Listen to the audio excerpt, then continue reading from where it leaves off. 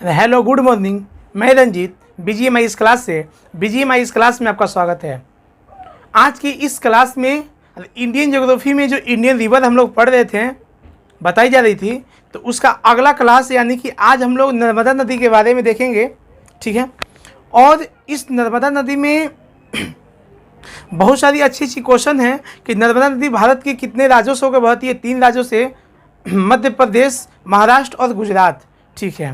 तो मध्य प्रदेश में 87%, महाराष्ट्र में 2% और गुजरात में 11% इसका विस्तार मिलता है। जबकि इस नदी की जो कुल लंबाई है 1310 किलोमीटर है, जो कि अमरकंटक से निकलती है। तो अमरकंटक से सिर्फ नर्मदा ही नहीं निकलती है, वहाँ से और एक नदी निकलती है जिसका नाम है सोन नदी।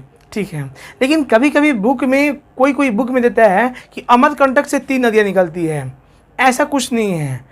अमरकंटक से सिर्फ 2 ही नदी निकलती है, एक सोन और एक नर्मदा। तीसरी नदी देता है महानदी, लेकिन महानदी अमरकंटक से नहीं निकलती है, ये सिहवा की पहाड़ी से निकलती है। इसको विकिपीडिया पर सर्च कीजिएगा, ठीक ना। सिहवा की पहाड़ी से छत्तीसगढ़ से निकलती है। छत्तीसगढ़ में रायगढ़ जिला में जो सिहवा की पहाड़ी, वहाँ से महानदी निकलती है। ठीक है। तो ये नर्मदा नदी पढ़ने के बाद अगला वीडियो में हम लोग महानदी ही पढ़ेंगे। ठीक है, बताया जाएगा। और आप लोग इस वीडियो को देखिएगा और इस वीडियो को ज़्यादा से ज़्यादा शेयर कीजिए और सब्सक्राइब कीजिए। ये रहा आपका गुजरात और ये हो गई महाराष्ट्र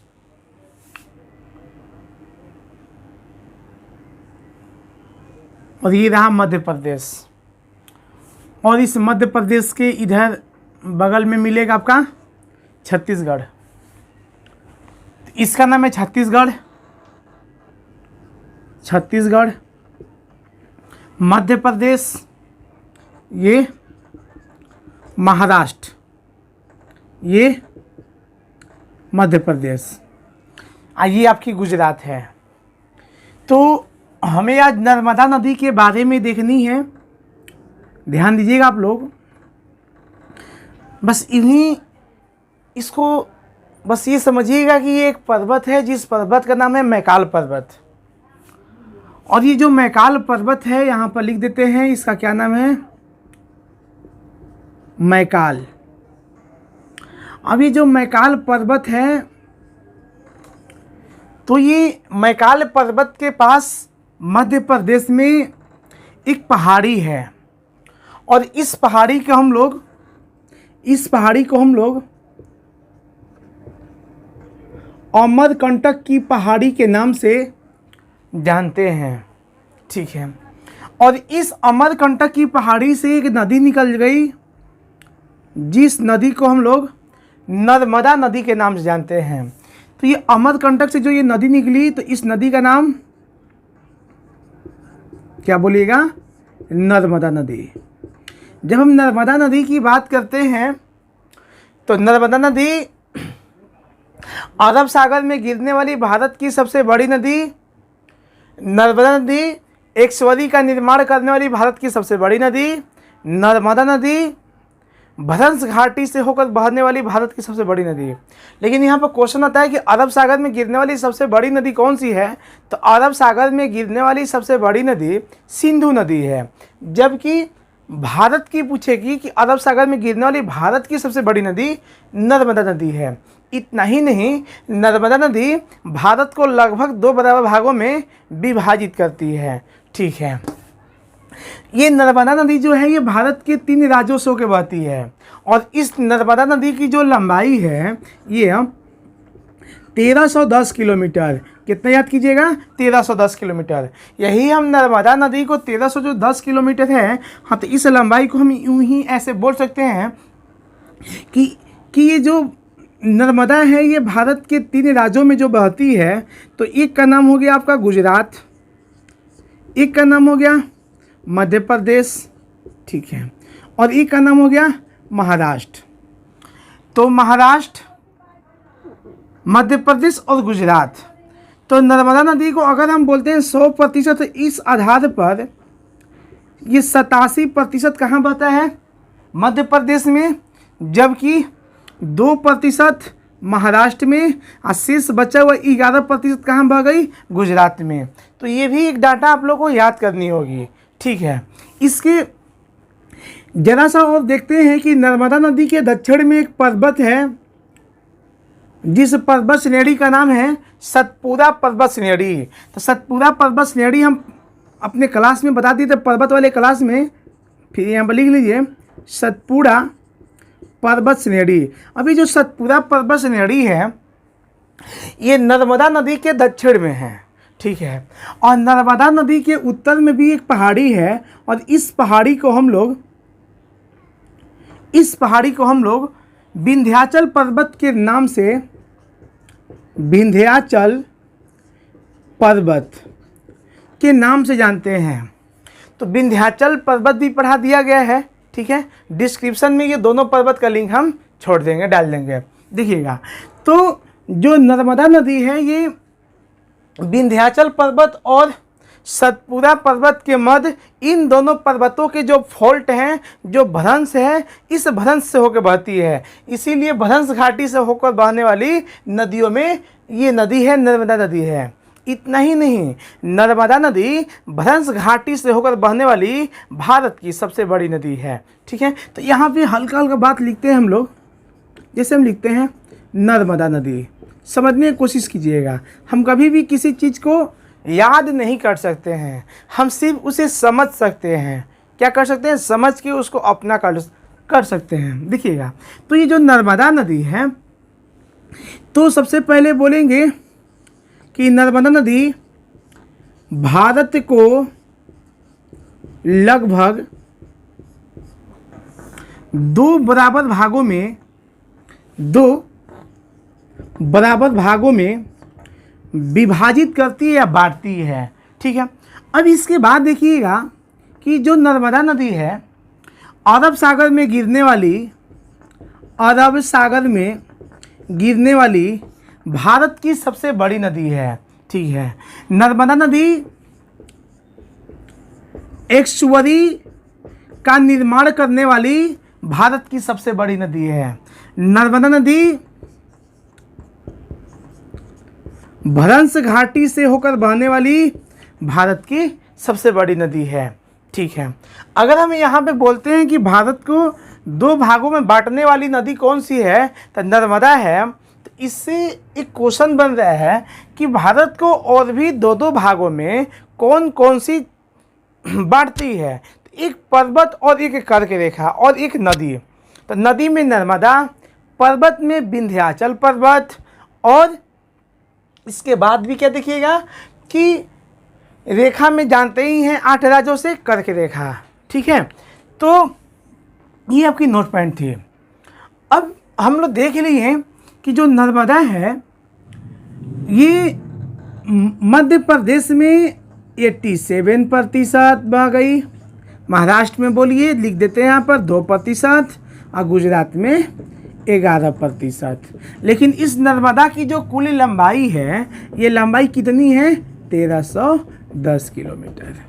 बस अब हम लोग देखेंगे कि नर्मदा नदी के घाटी पर एक जबलपुर शहर है। क्या है, नर्मदा नदी के घाटी पर एक जबलपुर शहर है, और इस जबलपुर शहर में एक बारगी बांध परियोजना का निर्माण किया गया है। पूछता है कि बारगी बांध परियोजना किस राज्य में है, तो किस राज्य में है, मध्य प्रदेश में। मध्य प्रदेश पीसीएस के लिए या मध्य प्रदेश एसएससी के लिए कि मध्य प्रदेश के किस जिले में है, जबलपुर में है, ठीक है। किस नदी पर है, नर्मदा नदी पर है। तो देखिएगा यहाँ बनाते हैं, तो इस डैम का नाम क्या हो गया, तो इस डैम का नाम हो गया बारगी बांध परियोजना। डैम भी अलग बनाते हैं, पहले सुन लीजिएगा। अब इसी जबलपुर के पास एक घाटी है, और जिस घाटी का नाम है भेड़ा घाटी। अब इस भेड़ा घाटी से संगमरमर का उत्पादन सर्वाधिक की जाती है और हीरे की उत्पादन की जाती है। तो भारत में सबसे अत्यधिक हीरे की उत्पादन मध्य प्रदेश में की जाती है, और भारत में सबसे अत्यधिक संगमरमर का उत्पादन राजस्थान के मकरान से की जाती है। लेकिन भारत में दूसरी सबसे अत्यधिक संगमरमर का उत्पादन मध्य प्रदेश के जबलपुर भेड़ाघाट से की जाती है। तो ठीक है, तो इसको स्क्रीनशॉट ले लीजिएगा, इसमें और अच्छा से समझा जाए, ठीक ना। देखिएगा,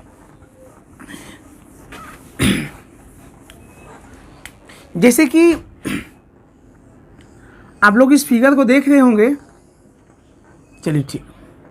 तो यहाँ पे आपका अमरकंटक है, इसका क्या नाम है? अमरकंटक। अब ये जो नदी है इस तरह से आ रही है, ठीक, बस इस तरह से आ रही है।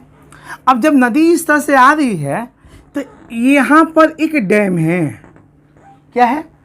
यहाँ पर एक डैम है और यहाँ पर भी एक डैम है। तो एक डैम का नाम है तावा और एक डैम का नाम है बारगी। बारगी, ठीक है। तो तावा परियोजना या तावा डैम, तावा डैम या बारगी बांध परियोजना।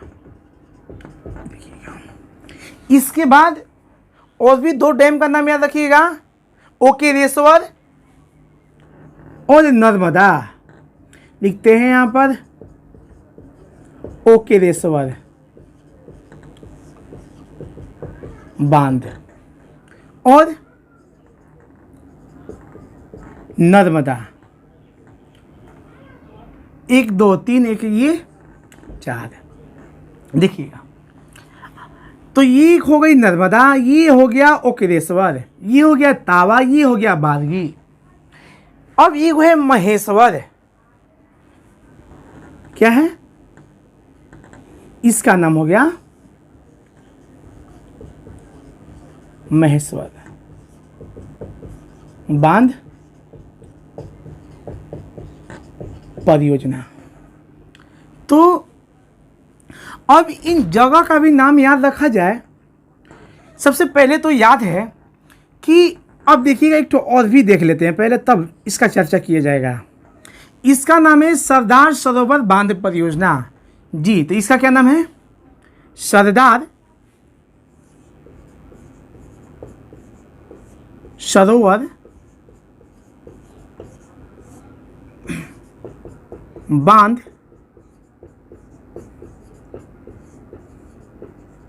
परियोजना। ठीक है, तो सरदार सरोवर जो बांध परियोजना है ये भी नर्मदा नदी पर है। अब याद क्या करना है कि ये जो बारगी बांध परियोजना है हमारी, तो ये बारगी बांध परियोजना है कहाँ पर? बोलिएगा जबलपुर में है। ठीक है, अब तावा बांध परियोजना जो है ये कहाँ है? तो ये बोलिएगा पंचमढ़ी में। कहाँ? पंचमढ़ी शहर में। देखिएगा, अब जबलपुर में ही हम बोले थे अभी कि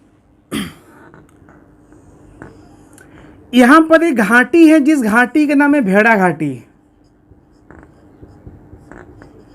भेड़ा घाटी, और इस भेड़ा घाटी से संगमरमर का उत्पादन किया जाता है। लेकिन भारत में सबसे अत्यधिक और सबसे उच्च क्वालिटी का संगमरमर राजस्थान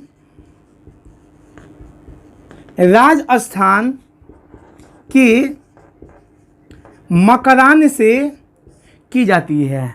अब भारत में दूसरी सबसे अत्यधिक संगमरमर का उत्पादन जबलपुर के भेड़ा घाटी से की जाती है। अब नोट में जबलपुर से और पढ़नी है कि इसी जबलपुर में इस नर्मदा नदी की घाटी पर कुछ जलप्रपात हैं। जैसे देखिएगा, दूधधारा,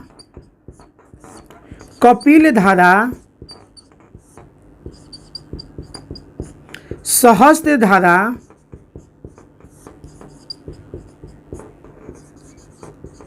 धुआं धार, ये सब हैं जलप्रपात। क्या है? जलप्रपात है। तो ये सभी जलप्रपात किस राज्य में है?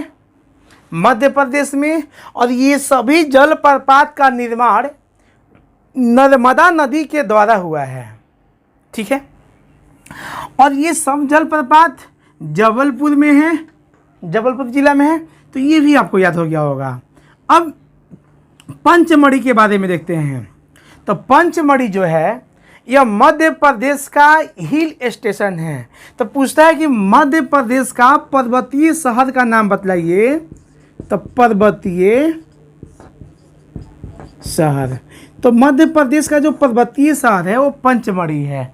ठीक है, अब इसके बाद देखिएगा कि ओकिरेश्वर और नर्मदा, ये जो दोनों बांध है, ये दोनों जो बांध है ये आपकी इंदौर में है। कहाँ है? इंदौर में है। तो ओकिरेश्वर डैम और नर्मदा बांध परियोजना ये किस नदी पे? नर्मदा पे है। किस राज्य में है? मध्य प्रदेश में है। मध्य प्रदेश में कहाँ है? इंदौर में है। ठीक, अब एक तो और बच रहा है ये वाला महेश्वर बांध परियोजना। तो ये जो महेश्वर बांध परियोजना है, यह बांध परियोजना देखिएगा, यह बांध परियोजना बंडवानी में है। बंडवानी, तो बंडवानी ये भी मध्य प्रदेश। तो यहाँ से लेकर के ये सभी मध्य प्रदेश की परियोजना थी, और ये सभी नर्मदा नदी घाटी पर बने हुए विद्युत परियोजना हैं। अब सरदार सरोवर के बारे में भी देख लिया जाए, जो कि इसमें काफ़ी अच्छी क्वेश्चन है। देखिएगा, अब इस यहीं पर एक और स्टैचू ऑफ बोलिए, जानते हैं इनका नाम? सरदार वल्लभ भाई पटेल वाली मूर्ति।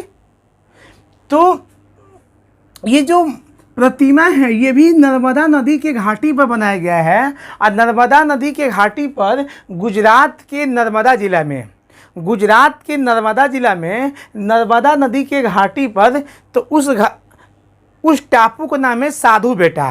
तो साधु बेटा के टापू पर बना हुआ है, जो कि विश्व की सबसे ऊंची प्रतिमा है। लेकिन विश्व की इससे भी ऊंची प्रतिमा एक बनाई जा रही है, जो कि मुंबई में बनाई जा रही है, अरब सागर के तट पर। तो ये तो अभी बन के कंप्लीट नहीं हुआ, तब तक इसको याद करते हैं। तो सरदार वल्लभ भाई पटेल की जो यहाँ पर प्रतिमा बनाई गई है, ये विश्व की सबसे ऊंची प्रतिमा है, जिसकी ऊंचाई 182 मीटर है। ठीक है, तो किस टापू पर है? तो साधु बेटा। किस जिला में है? नर्मदा जिला में। किस राज्य में है?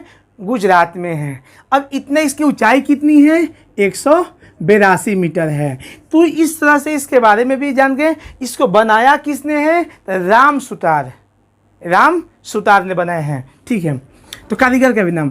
अब यहाँ पे एक डैम बचा हुआ था जिसका नाम था सरदार सरोवर बांध परियोजना। देखिएगा, जो सरदार सरोवर बांध परियोजना है, तो यह एक विवादित डैम है, जो कि है कहाँ पर? नर्मदा जिला में है। तो गुजरात के नर्मदा जिला में नर्मदा नदी पर सरदार सरोवर बांध परियोजना का निर्माण 5 अप्रैल 1961 में की गई थी। तो इस परियोजना का निर्माण पंडित जवाहरलाल नेहरू जी के द्वारा किया गया था। ठीक है, जो कि इस परियोजना से सबसे अत्यधिक लाभ गुजरात को मिलती है, महाराष्ट्र को मिलती है, राजस्थान को मिलती है। लेकिन सबसे अत्यधिक हानि किसको मिलती है? तो हानि मध्य प्रदेश को मिलती है। तो इसके बारे में शायद समझना चाहिए। तो इसको भी, इसका स्क्रीनशॉट ले लीजिएगा। इसके आगे बढ़ते हैं हम लोग।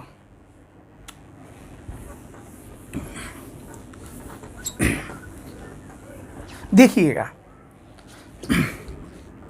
एक डैम है, जिस डैम का नाम है सरदार सरोवर बांध परियोजना।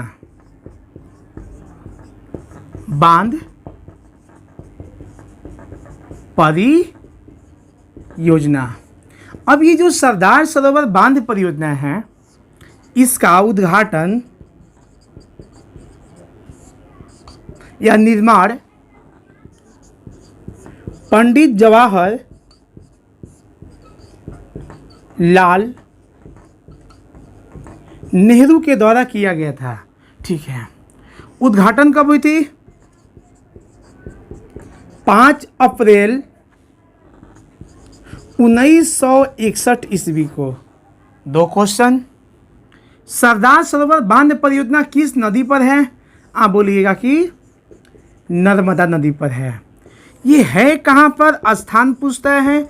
स्थान में देखिएगा गुजरात, ना तो पहले लिखते हैं हम नर्मदा जिला।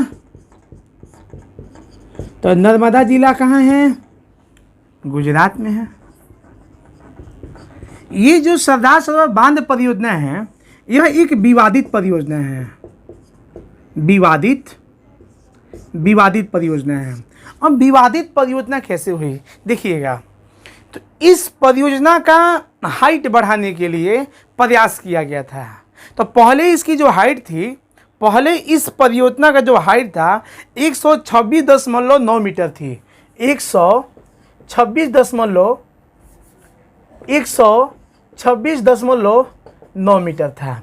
तो पहले इस परियोजना की हाइट कितनी थी, 126.9 मीटर थी। लेकिन सर्वोच्च न्यायालय ने 2000 ईस्वी में बांध की ऊंचाई बढ़ाने की अनुमति दे दी। सर्वोच्च न्यायालय ने इस बांध की ऊंचाई बढ़ाने की अनुमति 2000 ईस्वी में दे दी, जिसके बाद 2014 में ये बन करके 138.7 मीटर हो गई। अब सोचिएगा कि विवादित कैसे है। विवादित तो वर्षों से है। जैसे कि एक क्वेश्चन और बनता है कि इस परियोजना को लेकर के मेघा पाटेकर जी ने वर्ष 1985 ईस्वी में नर्मदा बचाओ आंदोलन को प्रारंभ किए थे। ये भी अच्छी क्वेश्चन है। अब क्या है कि जो परियोजना बना हुआ है, ये करता क्या है, गुजरात की अपने फायदे के लिए सारे पानी को स्टोर करता है। अब पानी स्टोर करेगा अगर, तो इसके पीछे वाले इलाकों में पानी भर जाएगी। जैसे कि मध्य प्रदेश है, ठीक है, तो मध्य प्रदेश में पानी यहाँ पर मतलब ज़्यादा भर रही है। अब यहाँ की चारागाह बर्बाद हो रही है, यहाँ की कृषि बर्बाद हो रही है, यहाँ की स्थानीय लोगों की जो घर है नदी घाटी के क्षेत्रों में आसपास में, ये सब डूब रहे हैं। हर एक साल में कई बार मानसून के दिनों में बाढ़ आती रहती है। इस कारण यहाँ पे कोई रह नहीं पाता है, ठीक है। पहले से तो ऊंचाई इतना था, अब ये और इसकी ऊंचाई बढ़ा दी गई। अब और इसकी ऊंचाई जो बढ़ा दी गई, तो मान लीजिए कि ऊंचाई इसकी कितनी बढ़ा दी गई, 26.2 और यहाँ से 12, यानी 11.2 या ऐसे कुछ बोल सकते हैं। तो यहाँ से मान लीजिए कि 11 मीटर इसकी ऊंचाई और बढ़ा दी गई। जब 11 मीटर इसकी ऊंचाई बढ़ा दी गई तो 11-33 यानी कि लगभग 30 फीट इस परियोजना की और ऊंचाई बढ़ा दी गई। तो 30 फीट और पानी को जमा के रखेगा। ये 30 फीट जो पानी जमा के रखेगा, स्टोर करके रखेगा, तो इसके पीछे वाला जो इलाका है और भी भर जाएंगे। तो 2014 में इसकी ऊंचाई इतनी हो गई है। ये विवादित है। इससे सबसे अत्यधिक लाभ गुजरात को मिलती है और महाराष्ट्र को मिलती है और राजस्थान को मिलती है, नहरों के द्वारा सिंचाई की व्यवस्था। और गुजरात को तो हर प्रकार की सुविधा है इस डैम से, जैसे सिंचाई, नहर और विद्युत का उत्पादन करना इत्यादि चीज़। लेकिन सबसे अत्यधिक तबाही किसको होता है, मध्य प्रदेश को होता है, ठीक है। इसकी केस आज भी चल रही है, ठीक है। तो ये थी हमारी। अब इसमें हल्का सा और एक क्वेश्चन है कि जो नर्मदा नदी है, ये गुजरात में भड़ोच के समीप, क्या बोलिएगा, भड़ोच के समीप अरब सागर में गिर जाती है, ठीक ना। तो ये भी एक क्वेश्चन ही बहुत अच्छी थी, ठीक है। और इसमें जुड़ी अब कुछ इसकी सहायक नदियां हैं, जैसे कि सहायक नदियों का नाम है बरनेत, शक्कर, बोलिएगा, सहायक नदियों के नाम है बरनेत, शक्कर, हिरन इत्यादि। ये सभी के सभी नर्मदा नदी की सहायक नदियां हैं। हम आज सिर्फ नर्मदा नदी के बारे में पढ़े हैं। गर्मी बहुत अत्यधिक है, ठीक है। आप लोग को ये वीडियो समझ में आया होगा, क्लास समझ में आई होगी, तो आप लोग इस वीडियो लिंक को ज़्यादा से ज़्यादा शेयर कीजिएगा। और जो लोग सब्सक्राइब नहीं किए हैं वो हमारे चैनल को सब्सक्राइब कीजिए, ठीक है। इसके साथ ही साथ और भी जो रिवर है पढ़ाया गया है उसको आप देखते रहिएगा, ठीक है। और हम ये पर्वत दोनों पर्वतों को पढ़ा दिए हैं, सतपुड़ा और विंध्याचल को, उसको भी देखते रहिएगा। डिस्क्रिप्शन में इसका लिंक दे देंगे। तब तक के लिए जय हिंद और जय भारत।